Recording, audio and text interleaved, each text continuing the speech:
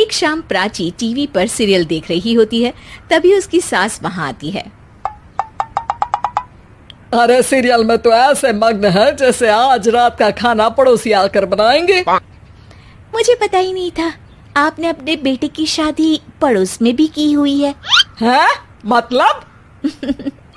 मतलब इस घर में सारा काम बहू ही करती है, आप तो सिर्फ खर्राटे मारती हैं।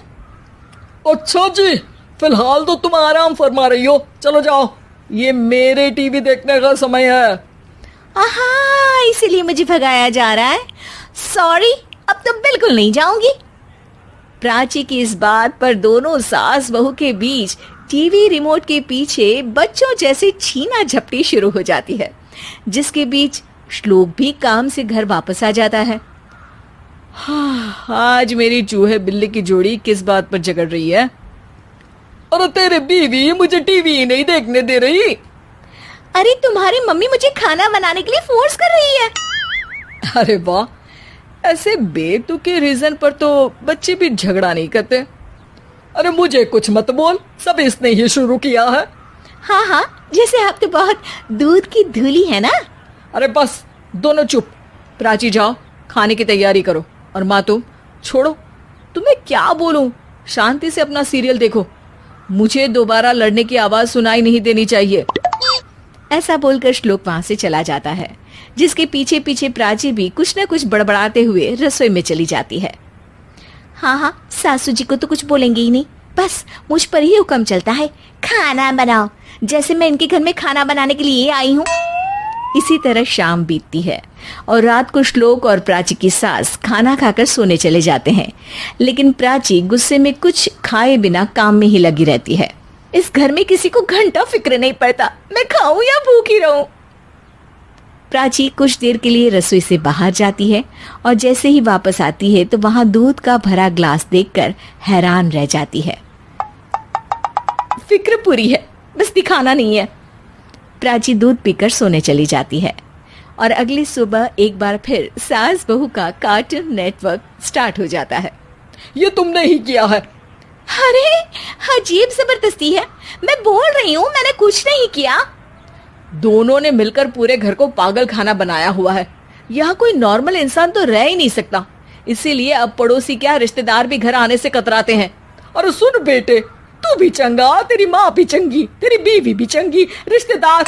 हाँ जी, आपको नहीं पता क्या, गंगाधर ही शक्तिमान है, रिश्तेदार ही। हाँ हाँ, बस समझ गया। कभी जानवरों जैसे लड़ेंगी तो कभी जुगलबंदी करेंगी। भाई मैं आप दोनों के बीच में नहीं फंसना चाहता। सास बहू की इस मनमौजी जोड़ी से परेशान होकर श्लोक अपना सिर खुजलाता वहां से चला जाता है।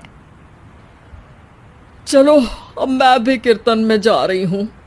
इस पर जैसे ही सास कमरे में अपना पर्स लेने जाती है तो वहां नाश्ते की प्लेट रखी देख मुस्कुराने लगती है और नाश्ता करके घर से बाहर निकलते हुए कुछ पैसे टेबल पर रख जाती है, जिसके कुछ देर बाद सिलेंडर वाला घर आता है। ओ मोरी मैया, मैं सिलेंडर के बारे में तो बिल्कुल भूल ही गई थी। घर खर्च के सारे पैसे भी मम्मी के पास है और श्लोक से बोला तो उल्टा 4 बात सुनाएंगे। प्राची ये सोच ही रही होती है कि अचानक उसका चेहरा चमक उठता है और वो घर में आकर इधर उधर देखने लगती है।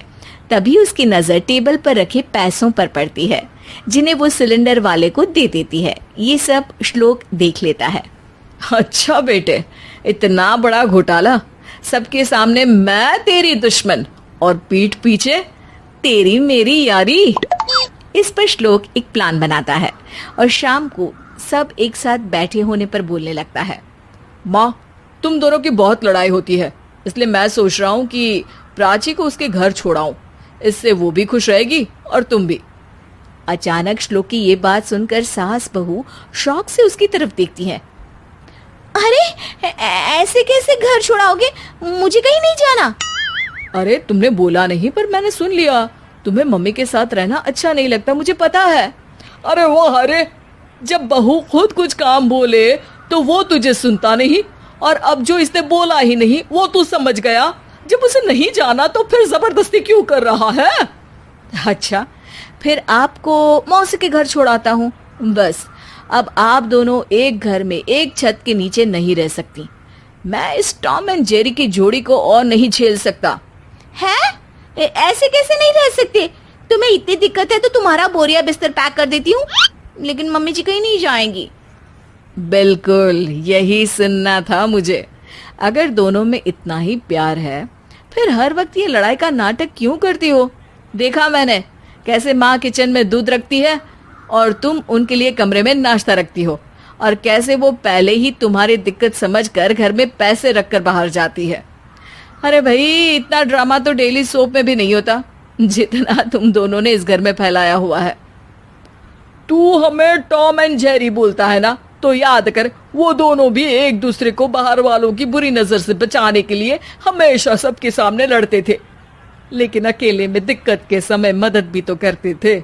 बस हमारा रिश्ता भी कुछ ऐसा ही है। और वैसे भी अगर सास बहू में तू मैं नहीं होती तो दुनिया वालों को कहानियां कैसे मिलेंगी?